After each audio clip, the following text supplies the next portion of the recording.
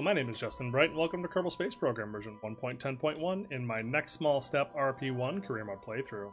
And we're back here with the crew of Apollo 9, Bruce Henderson, Johnny Flores, Donna Smith, on their way down to the surface, or at least some of them are.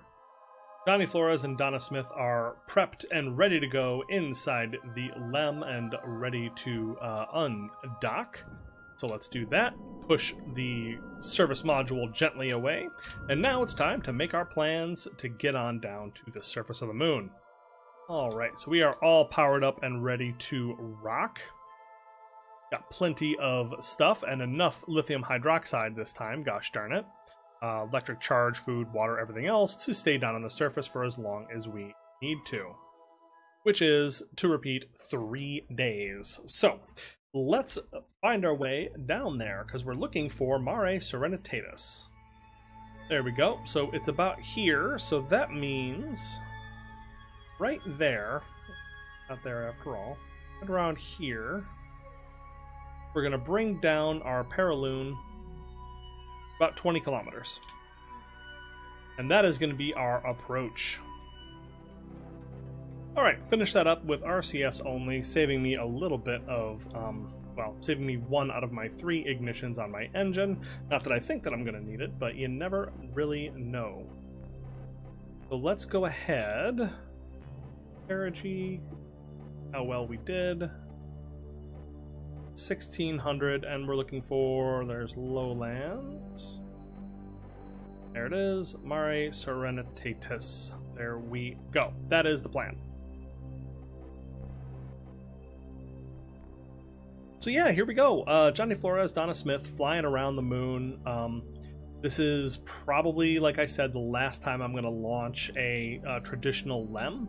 Oh man, we got a cool Earthrise, and we got Saturn hanging over this over its shoulder there. Gorgeous. But yeah, probably the last standard LEM because we have a what do you call it? We have the my reusable one that is going to be coming up pretty soon, and that's going to be just a better experience overall rather than being big chunks of rocket on the surface and so forth. It'll be really nice to have something that is reusable and that I can just kind of refuel in orbit in particular. Alright, so I doubled the ambient light boost up to like 45% up from 19, which makes it a little bit brighter because we are landing on the night side of the moon, which is not ideal, but it's also, I'm just not going to be stressed about it.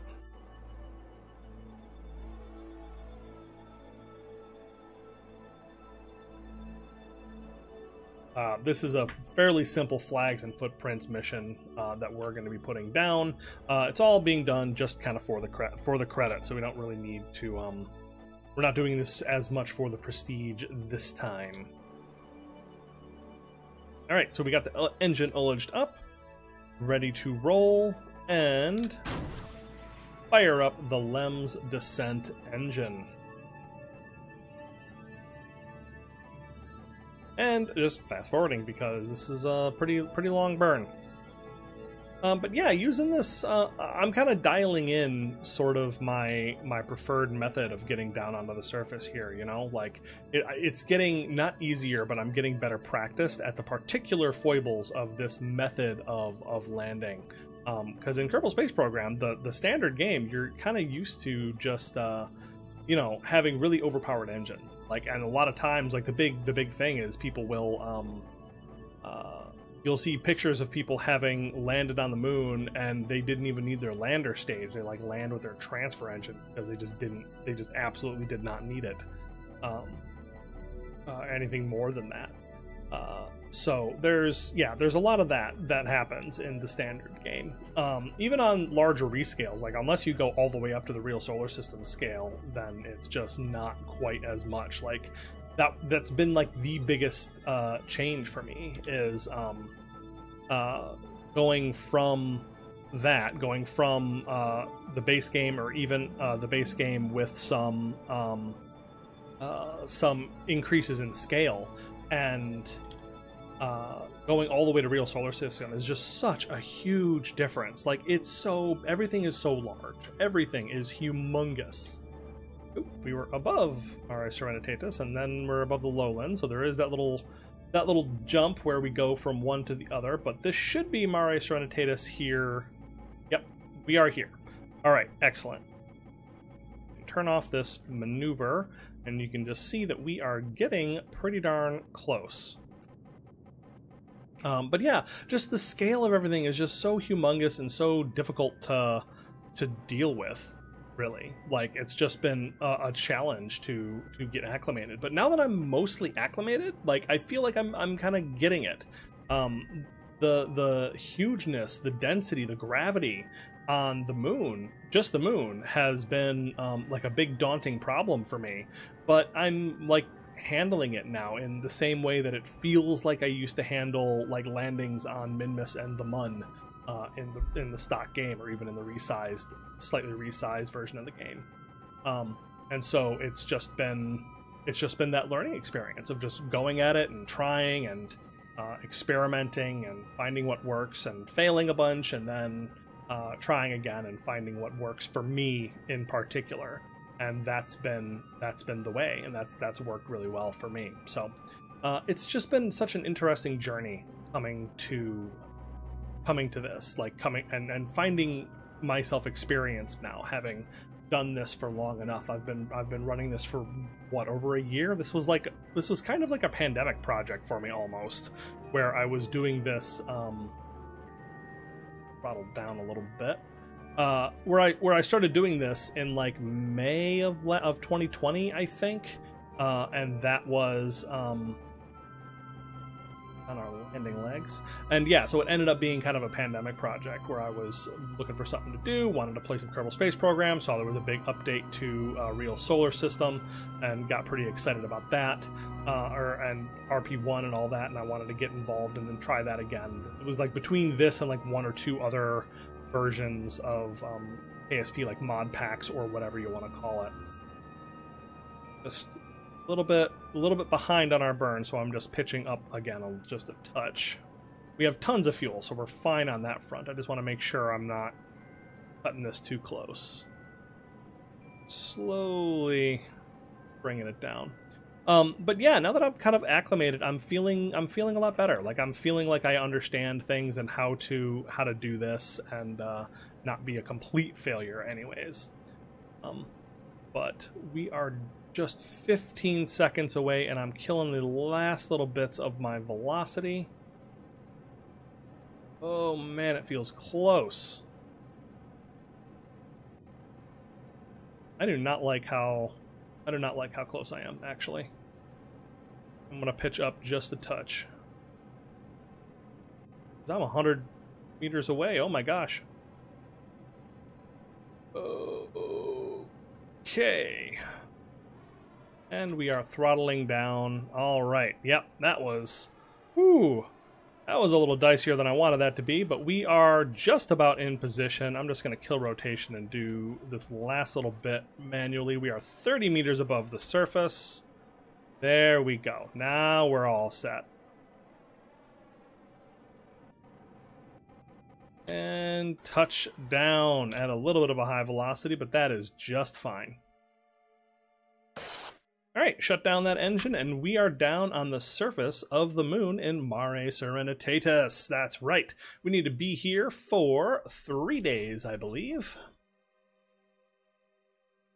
Yes, indeed. 2 days, 23 hours. Yeah, 3 days. And that is just fabulous. So we're going to send out Johnny and Donna to check out the surface.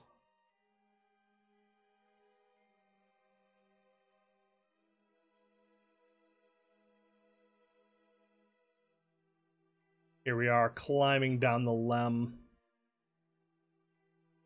Make that one small step down onto the surface. Apollo 9 landing. Site of the final LEM. That's right. Gonna hop out onto the surface as well. Time to... we've already gotten our samples in the surface, all of our samples and stuff, but we can stand side by side, take a little shot for the folks back at home. Like, Johnny is not handling the idea that this might be his last time down. Well, that's not true. He might have another time indeed. It's just a matter of if we are going to go back down in one of these, which we are almost certainly not, I think. So yeah, that's that. Now it's just 3 days of waiting and doing science or whatever it is on the surface of the moon until we're able to send these folks back up into orbit. All right, crew targeted moon landing contract is complete. Now we just need to get the crew back home, and you all know the drill on that one. So let's see. Looks like we've actually drifted a bit from the orbit of Apollo 9. I wonder how long it'll be until we get underneath again. Launching the plane to target, that's going to be 17 days, so that's not going to work. So we're going to have to be a little creative.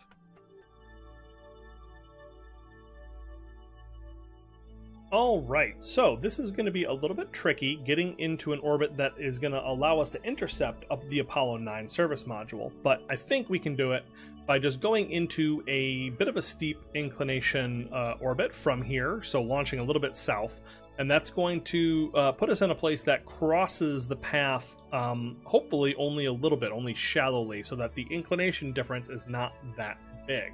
So that's the plan anyways. I guess we're going to find out how well that works.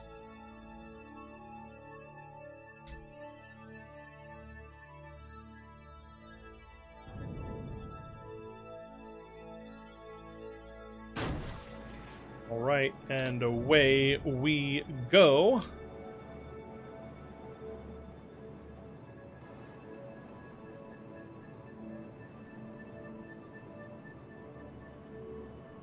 Launching up and then pitching on over. All right, so this is a little bit of a tricky situation that we've gotten ourselves into, but I think we'll be okay. So my plan is to go into a 55-degree inclined orbit by heading south. And then that will put us into a similar orbit to the Apollo 9 spacecraft, but one that actually is perpendicular and meets it at one point. And then, hopefully, in theory, we'll be able to actually meet up. And away we go. We are on our way up and off, and we will just be fast-forwarding through because this is a very long burn. So yeah, I've just got a 40-kilometer burn planned at negative 55 kilometers. Nothing else really particularly special about this, but we are using MacLeod PVG to try to optimize our, what do you call it? To try to optimize how much fuel we use. You can see we've already kind of hit the inclination that we're looking for, so we're no longer steering in any particular direction, but that's going to put us in an orbit that is kind of this way-ish, and then at some point over here it should meet like just once.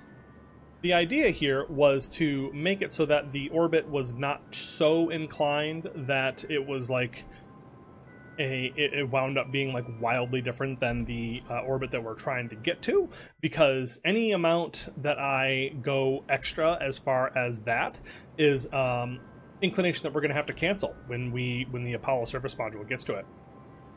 And remember, this is all in the wrong direction as far as the 20-degree inclination that we want to get to for our crewed lunar orbit with 3 contract that we have coming up as well. All right, so we are just about in orbit. And boop, there we go. Fabulous. And so see, that's not so bad. All right, so I had to kind of do a bit of a desperate measure here, but this is the plan. We are, focus on this, coming in at about, we're coming in hot, really, is what it is. But this is my maneuver that is going to get us to rendezvous.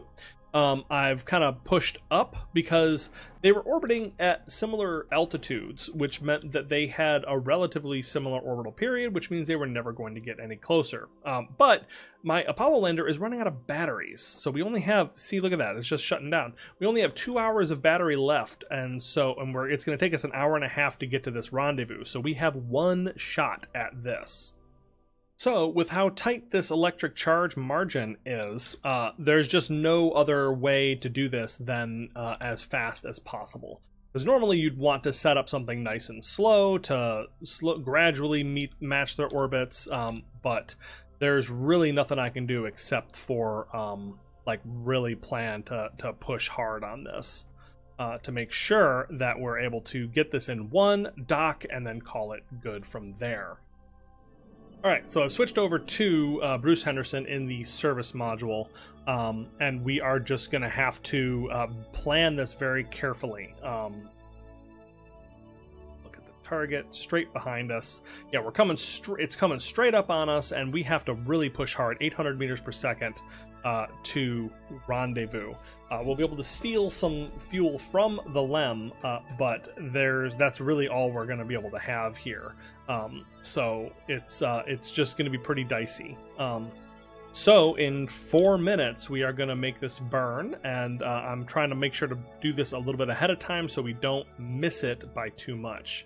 As you can see, we're heading kind of laterally to the, and it's kind of coming up behind us like this, right? So that's, yep, there it is again. So yeah, that's just what the difference is in our two orbits. So I am ullaging up, and we have fired up the engine, and hopefully that is going to place us in the same place at the same time. It is 60 kilometers away at the moment, and we are just doing everything we can to cancel that velocity by the time it gets here. So it's going to put us in a very funky orbit for the latter part of our mission. But that's much easier to get than, you know, to rescue this crew, or the tragedy of losing them, which I don't even want to contemplate. So if we have to scrub that second part of the mission just to, if we have to scrub that second part of the mission to rescue these crew from the surface, then so be it. But I think we're going to be okay, honestly.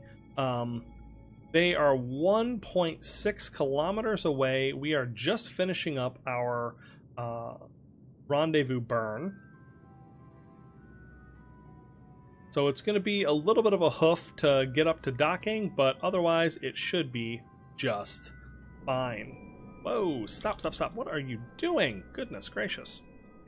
Oh, I wasn't... So that is the trick, or the trouble with doing things manually as often as I have, or not manually as often as I have. I just assumed that I was doing a mech jab maneuver. I didn't realize I was doing that manually. So that's that'll get you, I'll tell you.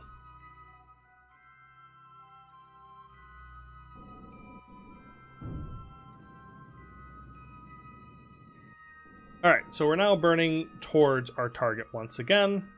We have tons of ignition, so we don't really have to worry about that.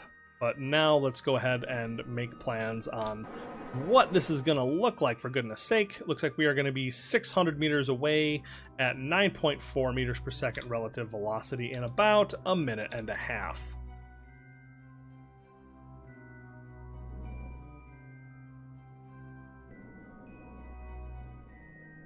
So just using RCS to kind of slowly tweak that to be a little bit closer for when we get here, because you can see this is like lowering our separation distance just a touch. If I just had this just to see when our closest approach is, and you can see that this is just tightening up the closest approach just a bit. All right, doing another very brief manual burn to bring us even closer. There we go, 74 meters away at a 4.3 meters per second relative velocity.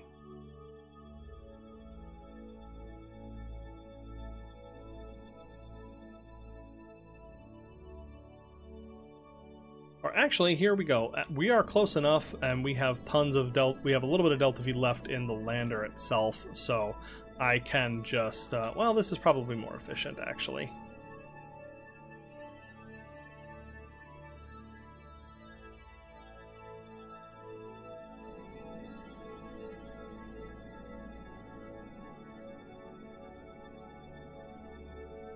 All right, so just using RCS to cancel this velocity as we get real close.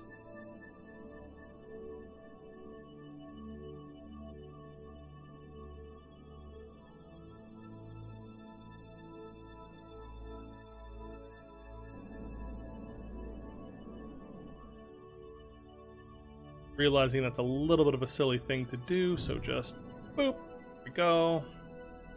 Now just 1.7, that's even easier.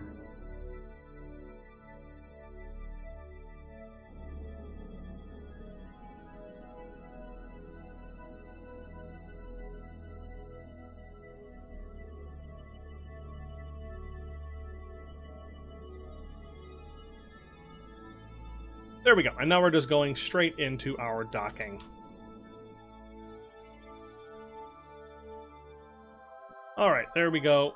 Now it's time to just come in for this final dock, and then we will be able to rescue this crew, discard the LEM, get into the final orbit, and call this mission good, and just rake in all that delicious cash.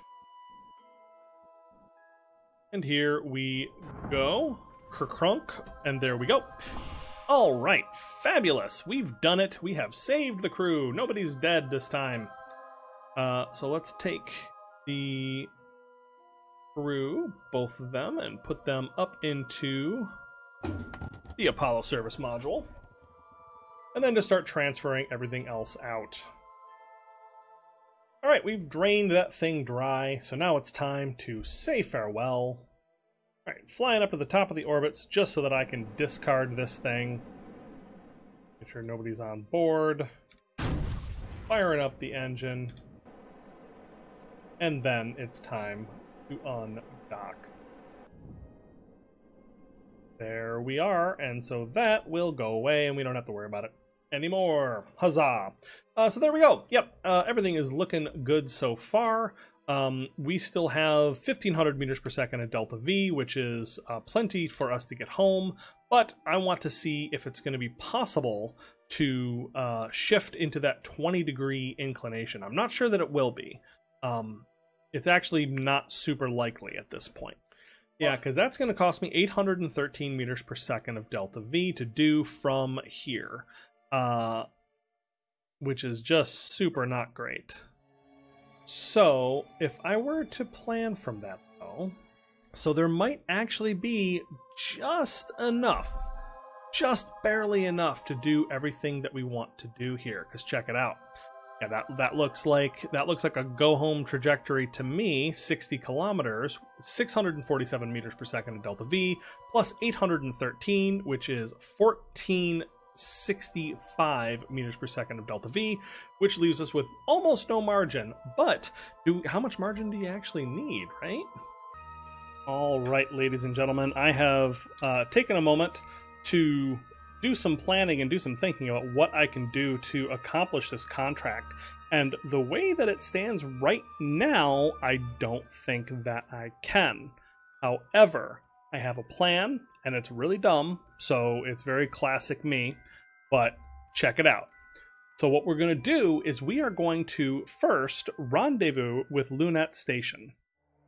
Alright, so this is going to cost us quite a bit of Delta V, 808 meters per second to return, to enter into this particular orbit that is going to be able to intercept and then to break down into the relative velocity of Lunette Station so that we can come in for a docking. Remember, Apollo 8 is at Lunette Station, so we can go and steal some fuel, because Apollo 8 is not going to need all of the fuel that they have packed on board their Apollo service module. Now, the reason why I'm going down this crazy path is we have 6 days until I fail the contract of crewed lunar orbit with 3, and also the crewed targeted moon landing. Failing either one of those, so we would definitely fail the crewed lunar orbit with 3 if I were to return right now. We have succeeded at the targeted moon landing so far.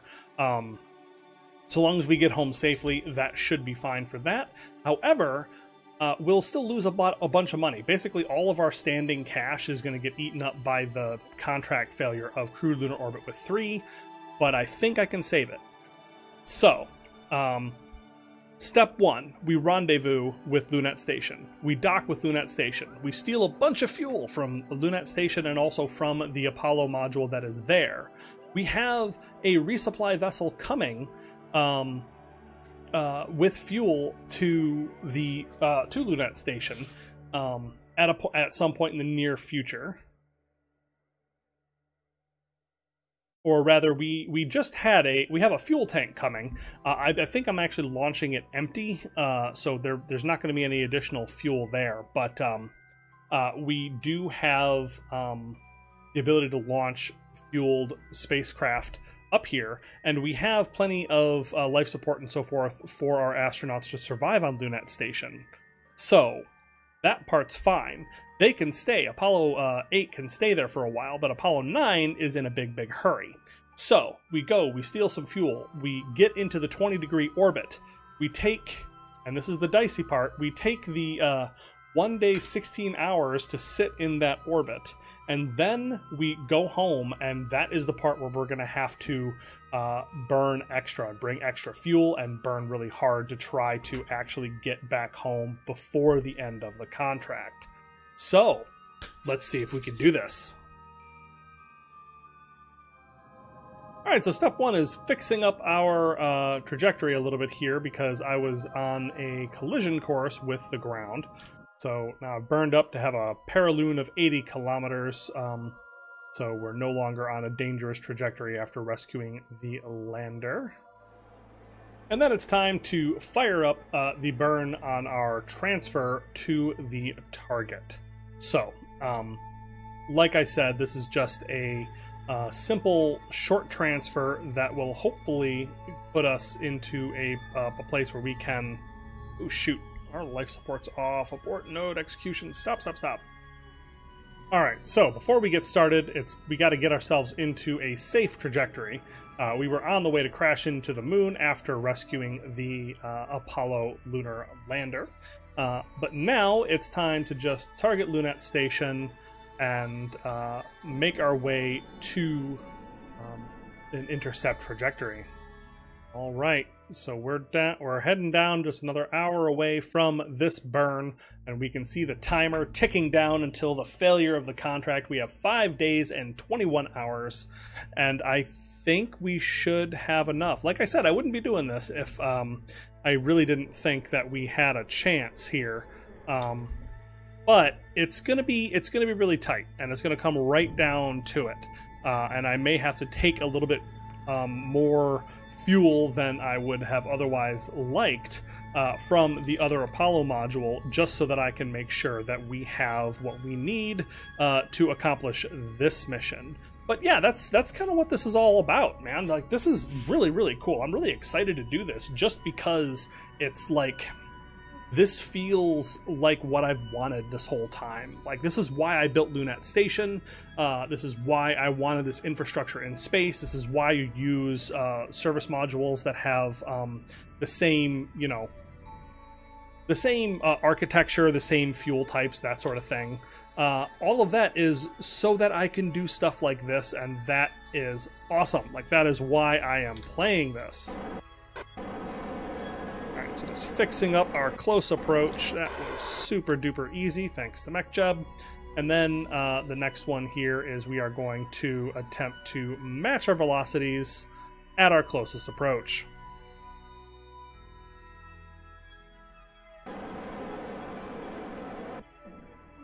This is one that I would normally do manually, but I really feel the need for the precision here. And as we are coming in, one thing that I wanted to mention is I did finally determine a good way to think about the lack of pressurization on stress. Like, it absolutely decreases the amount of time that an astronaut can stay in a particular situation by about a quarter. Like, it multiplies it by 25% or so, is what I saw it in some very brief tests. Here we have loading in the, look at our target. It's right behind us, coming right up there. And we are burning to get into an intercept. Oh, and it's going to slide right by us. But not too far, thankfully. But yeah, it dramatically increases the amount of stress that astronauts deal with when they are when they don't have the pressure controlled. All right, so there's one more docking station on this thing, so it's time for us to move our way down towards it.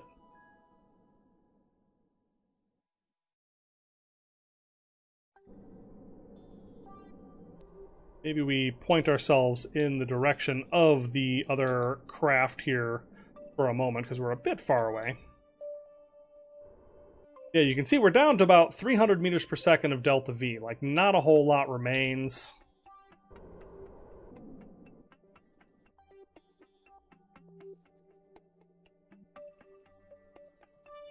All right, now we're nice and close. Making sure we're targeting the right thing here, and click on that and say set as target. There we go. Now we have the correct target and we can move on up. All right, let's see. Yep, we're gonna have to slide past, so we're gonna want to cancel some of this pretty darn quick. Right, there we go. That's safe. Now we can slide by.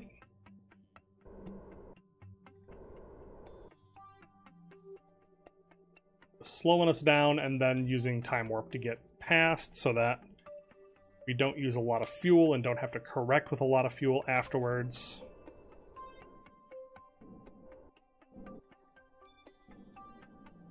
All right, there we go. We are just coming into dock, and now we are going to have the momentous achievement of having 2 Apollo spacecraft docked simultaneously with Lunat Space Station. We are going to have... Actually, we're probably going to get... No, we're not going to get any achievements on that.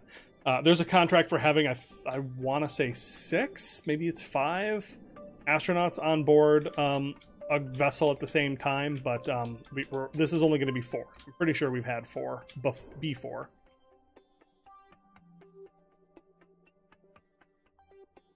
Alright, so we're moving on in.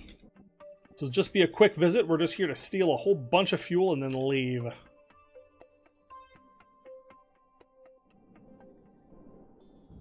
Chunk. There we go. We've done it. We have 2, not 1, but 2 Apollo spacecraft docked in the orbit of the moon simultaneously. Fantastic. But that is actually going to do it for us this time. Exciting mission like this usually takes a couple episodes to get through, but yeah, we'll see if we can't bring home Johnny Flores, Donna Smith, and Christine Adams home safely. If you enjoyed this episode, please let me know what you think down in the comments below. I do love to hear from you. Like and subscribe, and I will see you next time.